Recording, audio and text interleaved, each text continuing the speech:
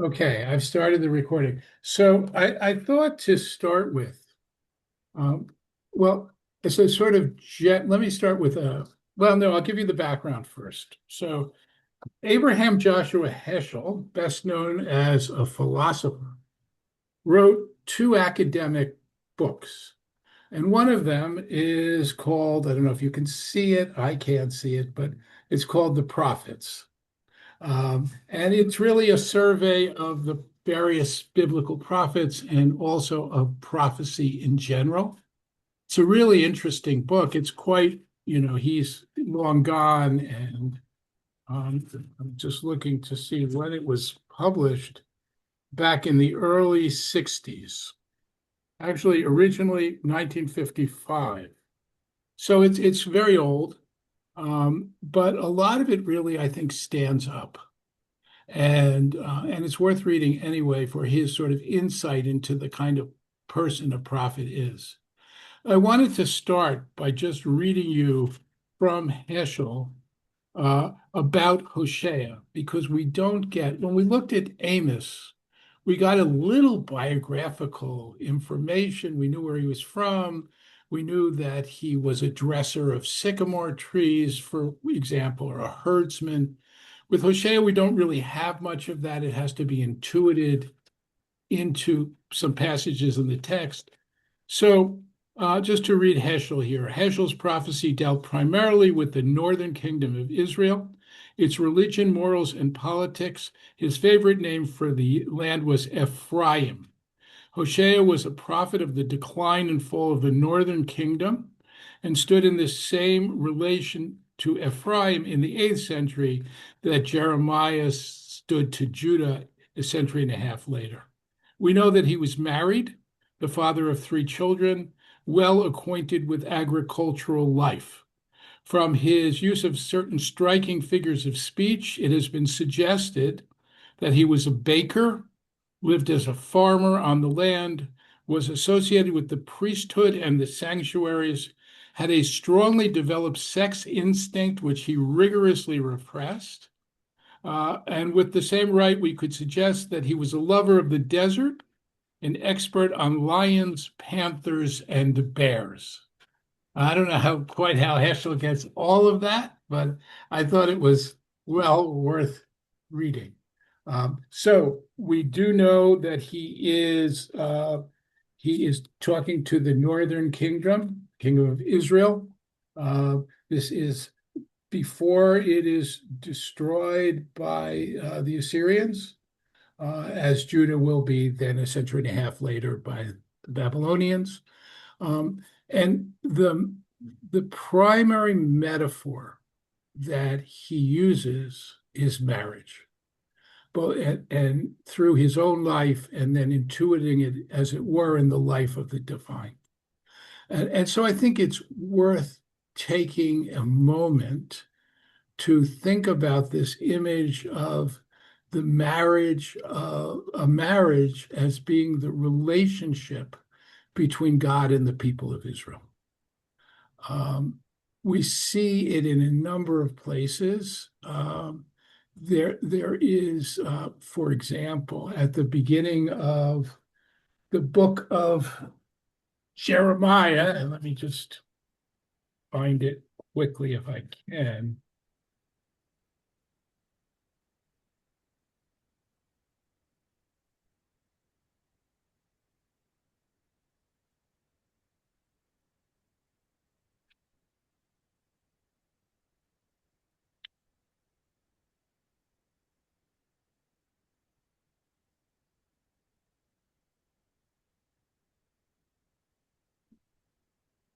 Yeah, okay.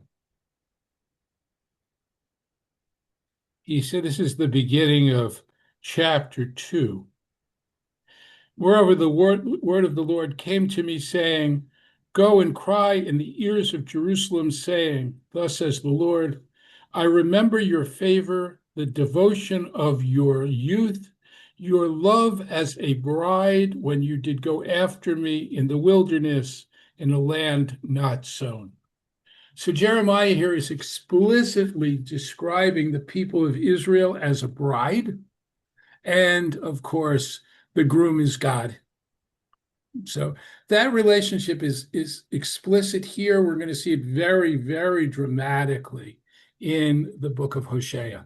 But the other thing is, I think that a reading, and certainly one reading of the story of the giving of the Torah on Mount Sinai is to see it as a kind of wedding, that God is taking us to be God's people.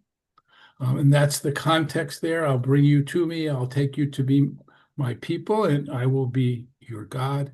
And at the top of Sinai, we are given these tablets, these Aseret HaDibrot, which many have compared to a kind of ketubah, a wedding contract.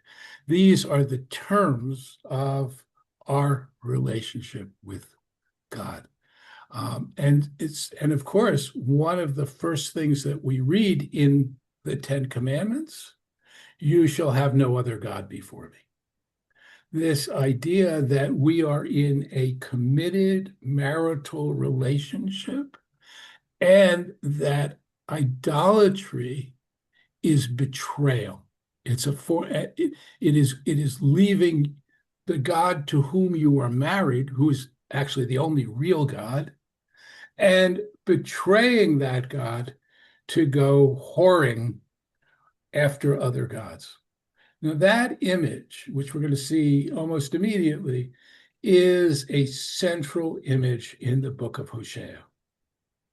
Now, second thing to say about prophets is that they somehow intuit in their own lives something about the life of God. We're going to see this profoundly here and in ways that seem, I guess, quite strange. And it's hard to read them, hard to quite understand them. But having given you that introduction, I'm going to share my screen and begin to look at Hosea. Okay, so here we go. And the word of the Lord came to Hosea, the son of Beeri, in the days of Uzziah, Yotam, Achaz, and Yehizkiah, the kings of Judah, in the days of Yerovam, the son of Joash, the king of Israel. When the Lord spoke at first to Hosea, the Lord said to Hosea, "Get thee a wife of harlotry and children of harlotry, for the land has gone astray." Now, this is a very strange kind of thing for God to say. The Hebrew is Eshet Zinunim, really, I would say a loose woman. Take to yourself as a wife a loose woman and children of that relationship. Why? Because the land has gone lewdly astray. Now, it's very hard to see this as God's command. You can read it, and there are those who do, and particularly some traditional commentaries, who read this as God commanding Hosea to find a wife of loose morals, so that he can enact in his life something that is happening between the people of Israel and God. That's what. And there's another stream of commentary, I think Maimonides, for example, who sees this as a kind of dream. That it seems inconceivable that God would do this. There's a third way of looking at this, and that, I think, at least to me, is the most appealing. And that is, rather than saying God commanded it, Hosea is looking at the reality of his own life, having married such a woman and having children by such a woman, looking at that and the pain and the misfortune that this relationship has brought him.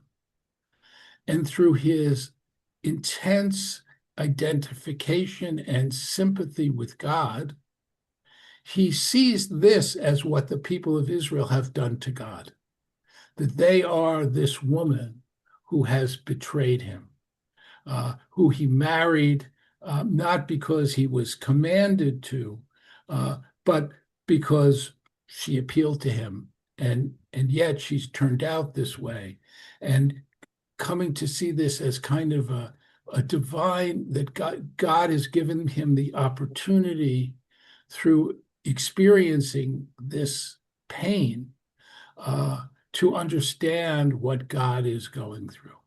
Heschel, in particular, talks about the prophet as one who completely identifies, and not this is not just Hosea, but prophets in general, as someone who completely identifies with the divine, that they can say, "Thus says the God of Israel," and they are so locked into it is they become a mouthpiece for God. At any rate, he goes, Hosea goes and takes, it says takes, but the sense here is marries the daughter of Divlaim, and she conceived and bore him a son. And the Lord said to him, call his name Yisrael, Yezrael, not Yisrael, for yet a little while I will visit the blood of Israel upon the house of Jehu, and I will bring the kingdom of the house of Israel to an end. So it's got some kind of symbolic meaning. It has to do with sowing, not sowing garments, but sowing in the field. The beginnings of something are going to happen, something will sprout, something like that. And then when that happens, when it comes to fruition, it will come to pass on that day that I will break the bow of Israel in the valley of Israel. Now she conceives again and bears a daughter. And I have to say that there is no reason to assume that these are Hosea's children. Given her track record, she is bearing these children while married to him, but she has a daughter, and God tells him to name her Lo Ruchama, that is without rachamim or without pity or maybe even unloved. For I will no longer have rachamim or mercy on the house of Israel to forgive them. But I will have mercy on the house of Yehudah and will save them by the Lord their God and will not save them by bow or sword or battle or by horses, right? So the kingdom of Judah is not at this moment liable to be destroyed. It's the kingdom of Israel that will be. Now, when she had weaned Lo Ruchama, she conceived a son, and God then said, call his name Lo Ami, not my people, for you are not my people, and I will not be your God. Okay, on that note, I want to pause. Strong stuff. Any questions or thoughts about it? If you're not familiar with Hosea, you might be surprised to find that we have a prophet, speaking in this vein. Any thoughts or comments about that? Go ahead, Sandy. So it reminds me of it says in the Torah that God will not visit the sins of the fathers onto the children backwards. I mean, God is doing that, right? No, I don't think. Oh, you mean in terms of these individual children who were born? Yeah. Yeah, I'm not sure I see it that way because the names are symbolic. The children themselves are not being punished. The people is being punished, and for their sins, right? It's not this. So, and it's not that these children are somehow paying for the sins of their mother, right? What we have now are names which are meant to suggest the relationship between God and Israel, which has been breached by the people of Israel through their, as we're going to see, through their idolatry, right? Through going after other gods. And I would add something to that, and that is remember that pagan. So what are we looking at? We're looking at the people of Israel who have now been in the land of Israel for generations. Um, Despite the fact that the book of Joshua suggests that, oh, the Canaanites were all wiped out, dispossessed, we know, and other books of the Bible suggest that they're all still there, right? And that the Israelites are living intermingled among the Canaanites. And it's fair to say that there has developed some syncretism. Somehow the worship of God and the worship of the deities of Canaan have become somehow intermingled, right? So that God has become, the God of Israel becomes now one of the gods of the pantheon, right? Which includes the Canaanite gods.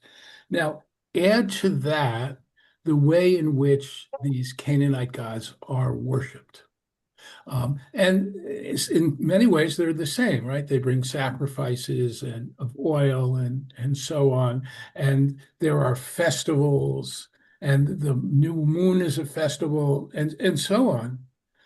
But the pagan practice, the Canaanite practice, is in fact deeply sexual, right? That there are these symbolic acts of people. You go to the temple of Baal or Ashtart, who is the uh, concubine of Baal, and there is sacred prostitution in those places. And you go, and as it were, you sleep with the god, right? Right. So this image of prostitution and of people who are go is tied intimately, you forgive the word intimately, is tied intimately with the whole idea of adultery, right? It's not just that in some symbolic way they are sleeping with another god instead of sleeping with the God they are married to, which is the God of Israel. They're actually sleeping with that God in terms of participating in that kind of worship. Okay. I think, Saul, you had your hand up? Well, I saw the word lo ruchama, and I was thinking of the word rechem, which means a womb. Yes. Yeah, So in that context, I was thinking, I'm not going to give him any more children from her womb. I don't know. yeah, well, that's interesting. Yeah. I mean, the word, rachamim, right, which is understood as loving kindness or mercy or a form of love, does come from rechem, meaning womb. You could say that rachamim is kind of mother love in some sense in its roots. Um, but yeah, I think it's an interesting reading. No more kids. Yeah. Anything else before we move on to chapter 2? Okay, so let me share again. Okay, and now there is, yet the number of the children of Israel will be like the sand of the sea, which cannot be measured or numbered. And it will come to pass that instead of that which was said to them, you are not my people, lo ami, it will be said to them, you are the sons of the living God. So here, this prophecy, he's saying, this is terrible right now. You're being awful. You're going to be punished for this behavior. But eventually you will be decimated, but the children of Israel will be like the sand of the sea, which can be not measured or numbered. Eventually, the statement of God to Abraham will once again come to pass, or finally come to pass, as Abraham said, look to the sky, count the stars, look to the sea, your these things which can't be counted, and your descendants will be like that. Then shall the children of Yehudah and of Israel be gathered together. Right now, the kingdoms are separate and have been at war at times with each other. But then, in this ending, you will the children of Israel they'll come together as one people again. They'll have one king, and they shall come up out of the land. For great shall be the day of Israel. This is the day now of the sowing has come to fruition. Say to your brothers, Ami, my people, and to your sister Ruchama, not Lo Ruchama, not Lo Ami, not my people, and not Lo Ruchama. But I think that Ruchama, it's translated here as pity, but I think it's actually much more like beloved. And now we're jumping back. So we have this kind of, I think it's worth mentioning actually that the book, like many prophetic books, the book of Hosea there were traditions about various speeches that were prophecies that were made by the prophets of Israel. And then they are gathered together and edited and put things that seem to be on the same theme get put together. It's not quite clear, what their original context was. It's not clear why these sort of snippets of prophecy have been put in the language in the way that they have been. And it's not even clear, and we're going to see this when we get to chapter 3, it's not even clear that they are separate accounts. They may be, in fact, two accounts of the same thing. And we'll see that in a minute. So we're going to shift gears. We get this, following on Lo Ami and Lo Ruchama, we now get sort of a section which is interposed. And then we're going to go back, in a sense, to that theme. So we've said they won't be my people, and they won't be loved or pitied, or however you want to read this. But actually, now, as an aside, the time will come when instead we'll say, instead of you are not my people, Lo Ami, that you will be the sons of the living God. And this phrase, it is much more exalted, actually, than saying that they're simply my people, right? That you'll have this. I mean, it's now a filial relationship, not just a marital one, right? They're going to be God's sons. That as it is, God's blood is. I mean, this is all symbolic, but God's blood is within them. So it's a step up beyond not only a me, but my sons. And then at that time, in that day, Judah and Israel will come together, and they'll have one head, and they will be my people. Your brothers will be my people. Your sisters will be my beloved. And then we're back to where we were before this aside. Contend with your mother, contend, for she is not my wife, nor am I her husband. Let her therefore put away her harlotry out of her sight, her adulteries from between her breasts. So here he's talking to the children. It's as if Hosea is talking to his children and asking them to somehow intercede with their mother that she should stop this promiscuous behavior. The image of her adulteries between her breasts probably is a reference to some sort of an idolatrous icon, a necklace, perhaps, the images that she's wearing. Lest I, and here we get really strong language, I strip her naked, set her as the day when she was born, make her a wilderness, set her like dry land, slay her with thirst. And I will have no mercy on her children, for they are the children of harlotry. For their mother has played the harlot. She who conceived them has acted shamefully.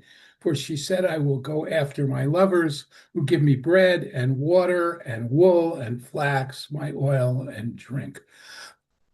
So this is really about Canaanite religion, right? The gods of the land are understood as being the source for the fertility for the fertility of the land, the grain that will grow, for the rain that will come down, for the that and for the sheep and the oil from the olive trees and my drink, which is undoubtedly wine. So God, the idea is that they are worshiping the gods of that land, who they hold to be the givers of all the good things that they have. So we're going to see other images of idolatry later on, but here you get the sort of basic understanding of why this people of Israel, who God has redeemed from Egypt and come into this land, why they would turn against God. Because they don't see God. It's almost that was then, this is now, and we are at the mercy of the gods of this place. Therefore, behold, I will hedge up thy way with thorns, make a wall against her. She shall not follow her paths. She will follow after her lovers, but she will not catch them. She will seek them, she will not find them. Then she will say, I will go and return to my first husband, for then it was better with me than now. So the idea is that all of her idolatry, God will see to it that it is of no avail, because the land is not going to produce for them. These things that they are sacrificing for will not happen. For she did not know it was I who gave her the corn, the wine, the oil, and multiplied silver and gold with her, which they used for the Baal. And this, you can see this particularly vivid image. I gave them silver and gold, and what did they do with it? They made idols out of it. I gave them grain and wine and oil, and what did they do? They took it and they used it on the altar. So therefore, says God, I'll take back my corn. And corn here is all grain. And that was the old word for grain. My wine in its season, I'll take away my wool, my flax, which are used to cover her nakedness. I will uncover her lewdness in the sight of her lovers. None shall deliver out of my hand. I will bring all her mirth to an end, her feast days, her new moons, her Sabbaths, her appointed time. I will blight her vines and fig trees, concerning which she has said, these are the rewards my lovers have given me, and I will make them a forest, and the wild beasts will eat them, and I will visit upon her the days of the Baalim, on which she burned incense to them, and she decked herself out with her earrings and her jewels, and she went after her lovers and forgot me. Therefore, behold, I will allure her and bring her into the wilderness and speak to her kindly, and will give her vineyards from there and the valley of Ahor for a gate of hope. And she will respond there as in the days of her youth, as in that day when she came out of Mitzrayim. And it will be on that day, says the Lord, you shall say, Ishi, my husband, and no longer say to me, Baali, my master. For I will take the names of the Baalim out of her mouth, and they will no longer be mentioned by name. Let me stop here for a minute.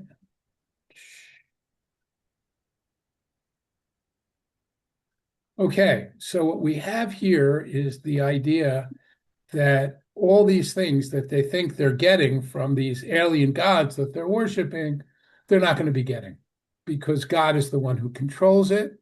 And God will show them that all of this idolatry is doing them no good. And then God will take them back and restore their relationship once they've had this lesson. Not only will they be taken back, but the relationship will be on a higher level than it ever was before. And it's an interesting play on words. You know, the Hebrew word for husband is actually Baal, right? A word which means master, right? And the word Baal as the name of a god is also, in a sense, just master. You know, my master, my Lord and master, something like that. No longer will God be known as a Baal, but God will be Ishi, my man, right? And that there is an elevation in the relationship between God and the people of Israel, which will be on a deeper and more intimate level than it ever has been before, right? They will be like man and wife, not like master and servant. As a striking note, in Israel today, um, many women refer to their husbands not as Bali, which was the traditional name for husband, but as Ishi, my man, uh, precisely because the idea of Baal is mastery, or actually, what do you call a store owner? Baal Chanut, right? The owner of the store. And so this idea of husband as Baal, you know, to a modern sensibility certainly doesn't work. And so in Israel today, women most often, I think, I haven't done any kind of surveys on this, I don't know this for sure, but generally don't speak about Bali at all. They say Ishi. Okay, questions or comments about all this material now? Very vivid kind of imagery. Anything at all? Okay, onward then. Yeah, so It's similar, notwithstanding the word zanut. It's similar to a lot what a lot of the other prophets are saying. You know, castigating the Israelites for going astray and then bringing them back together. So there's a lot of similarities here, I think. yeah, I think that is, if there is a basic prophetic message, it is not, oh, it's never completely gloom and doom. Even Jeremiah, who is the harshest of the prophets, does in places indicate that there's this sense that eventually there will be a reconciliation, that the relationship between God and the people of Israel, that marriage is irrevocable in some sense. And in some ways you could say, look, God is not giving up on this people, right? Despite all of these infidelities, God is nonetheless doing all these chastisements because in the end, they will bring the people to their senses. It's worth, though, comparing the different prophets in terms of sort of where their concerns lie. So remember, for Amos, when we looked at him, it was really social justice. That was how they are treating the poor. Here, for Hosea, it's really about idolatry. Now, the idolatry leads to bad behavior in other ways, but this is not the commandment in particular that Hosea is concerned with is have no other gods before me. Yet the structure, Saul, as you point out, the structure is similar in many of the prophets. This idea of chastisement, you'll be punished. Ultimately, I'll take you back. I'm thinking particularly of the what's called Deutero Isaiah or Second Isaiah. This is the book of Isaiah, beginning with chapter 40. And the consensus of scholars is that the first 39 chapters of Isaiah are a prophet who is the words of a prophet who is pre-exilic, right? He's speaking to the people before they're sent into exile. And starting from 40 on, we have the post-exilic prophet who's now talking about how God will forgive this exile has been punishment, and God will forgive the people, or God has forgiven the people and taken them back. And let me just grab it for 1 second. Beginning of chapter 40.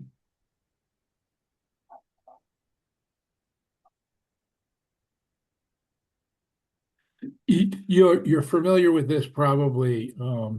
Certainly, Saul, you are, because you're our resident citer of Haftarot. Nachamu, Nachamu, Ami, right? Be comforted, my people, and speak of words of comfort to Jerusalem. Tell her that it's translated here, her service is ended.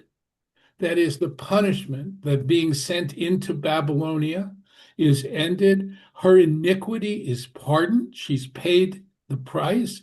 And then actually, she has received from the Lord's hand double for all her sins. Actually, what happened to her was even worse than what she did. And now God is welcoming, as Isaiah says, as the prophet of this return. God is welcoming you back, offering you words of comfort. And so that message, Saul, as you say, is really consistent to a greater or lesser extent, depending on which prophet it is, throughout all the prophets. Sandy.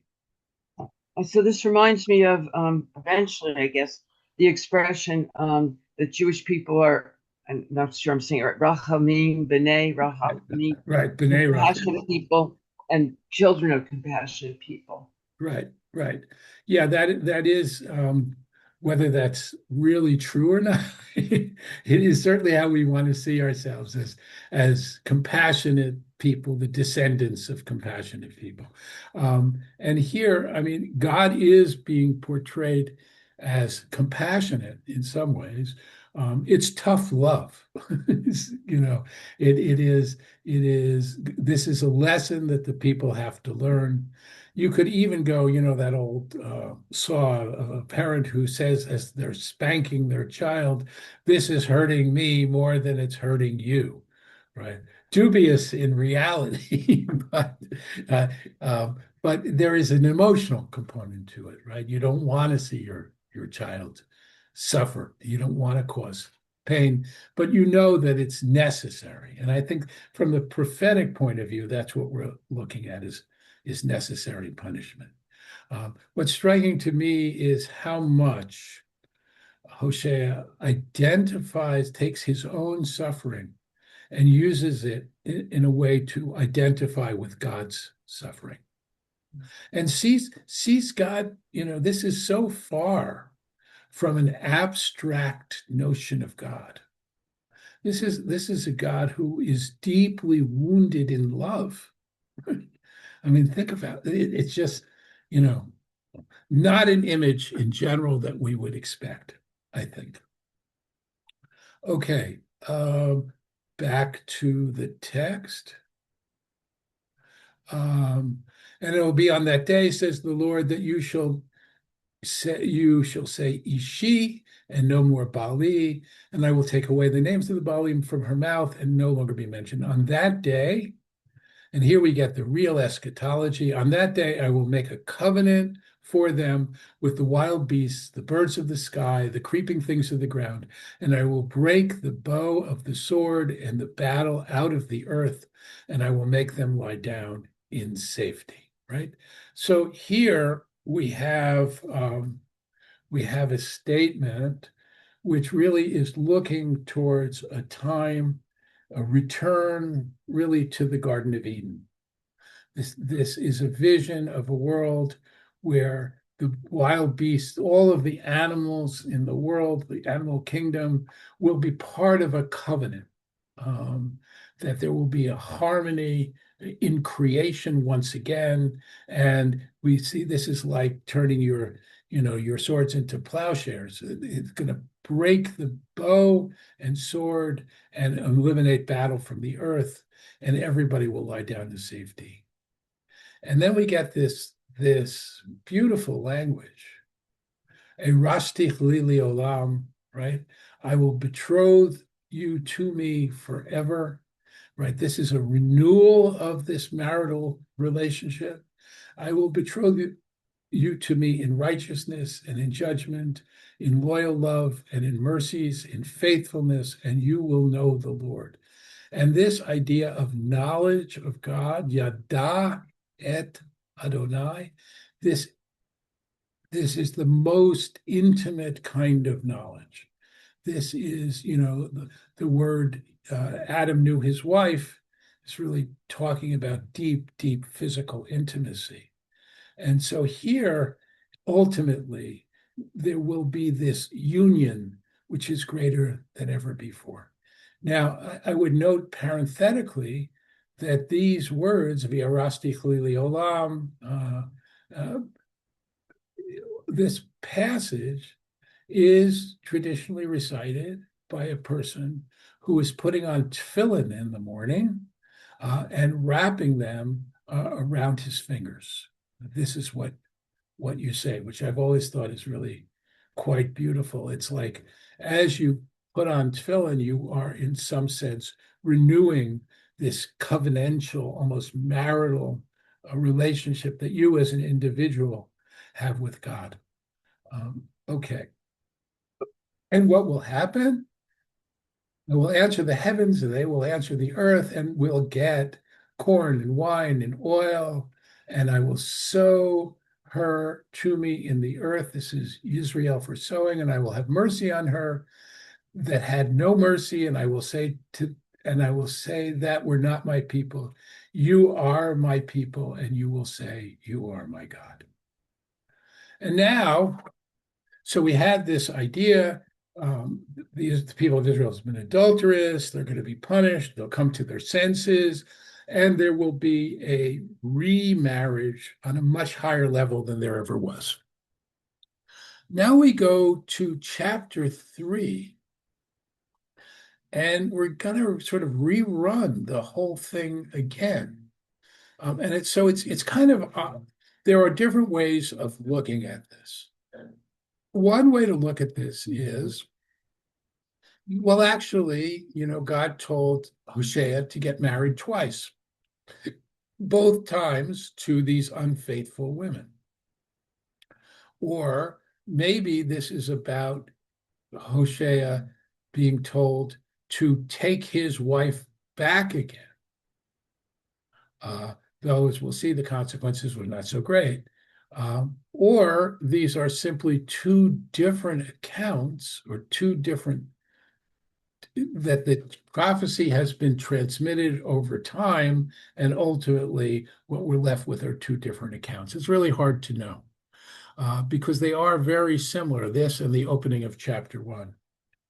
So the Lord said to me, go yet, love a woman who is beloved by a paramour and adulteress, according to the love of the Lord of Israel, to the children of Israel who look to other gods and loves cakes of raisins, which has something to do with some pagan practice.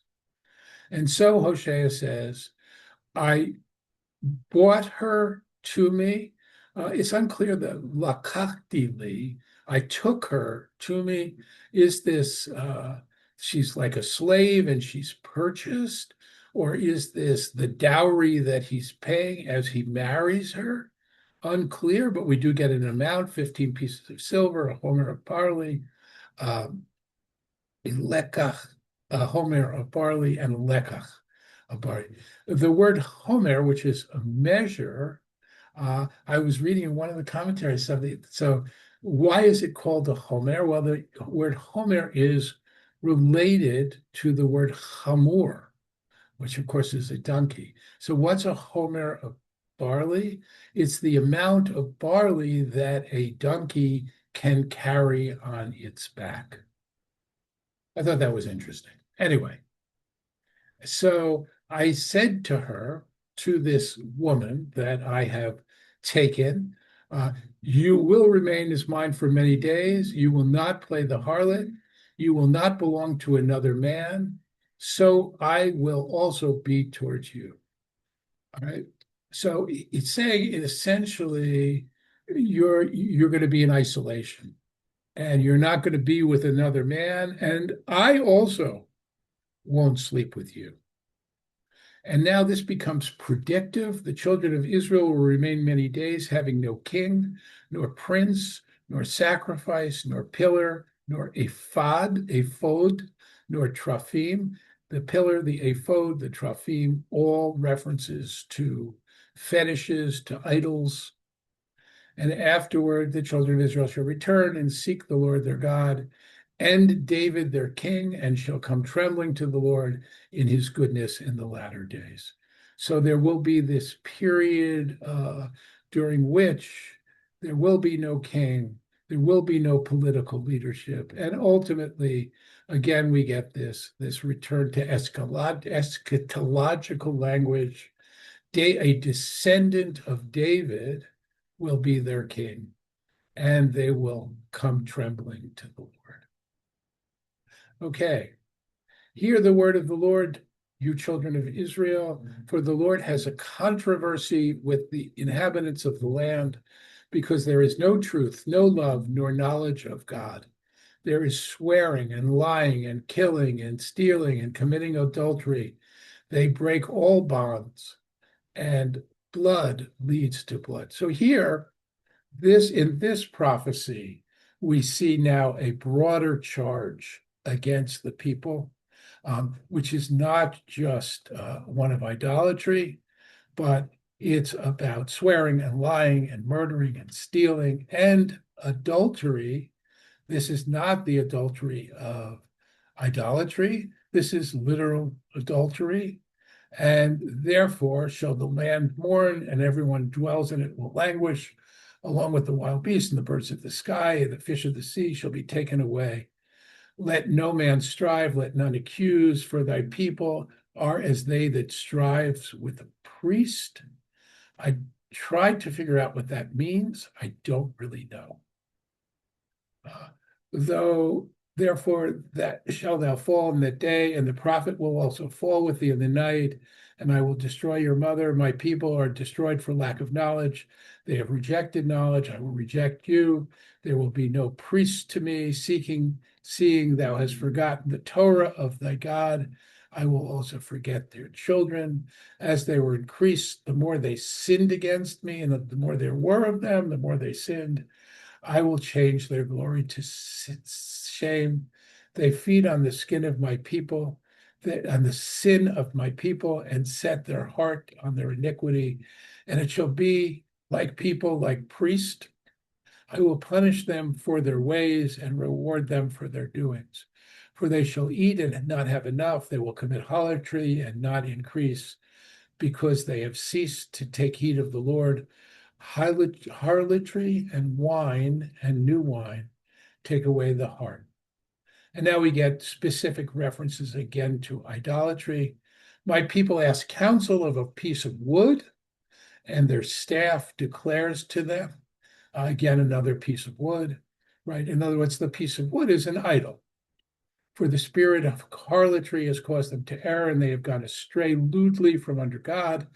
And they sacrifice upon the tops of mountains and burn incense on the hills under oaks and poplars and terebinths, because the shadow thereof is good.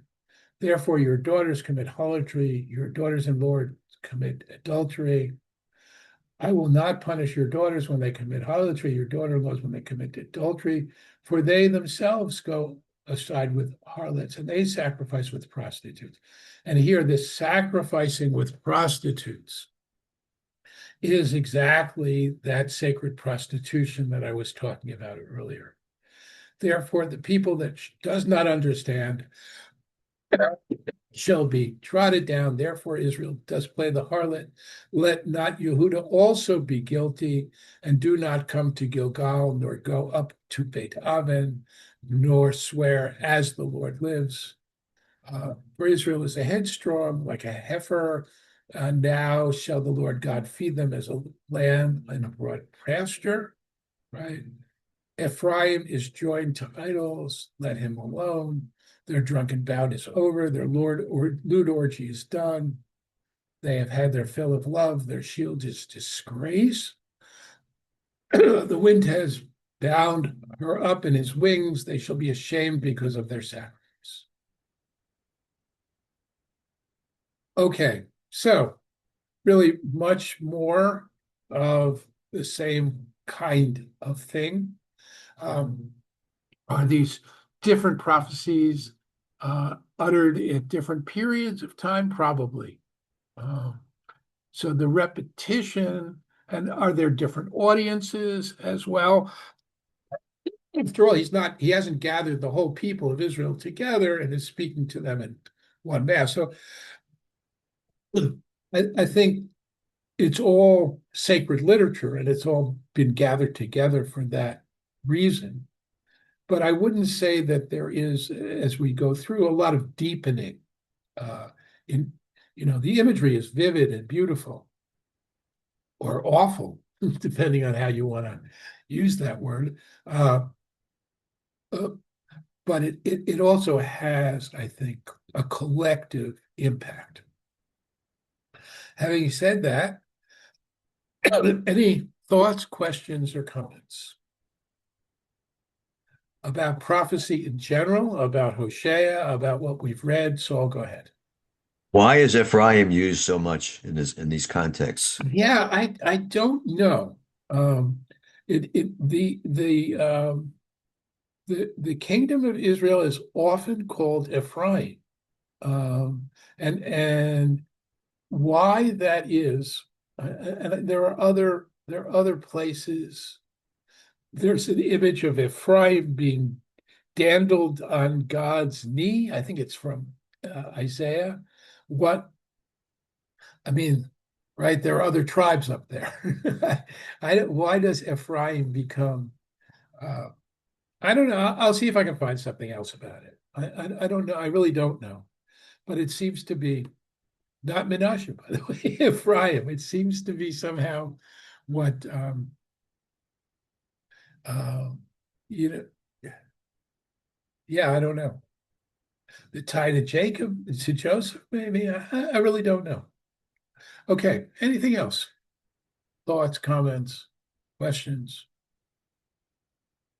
All right. Well, we will finish up next time with Hosea. And by then I should have a plan for going forward. So because we have a number of weeks now before Shavuot, which is when I generally end. So I'll figure out what I'm going to use, and I'll let you know. All right. So have a great week, everybody. Good to see you. Thank you, Rabbi. Thank you. See you next Monday. Well, it's next Tuesday. Bye, everybody.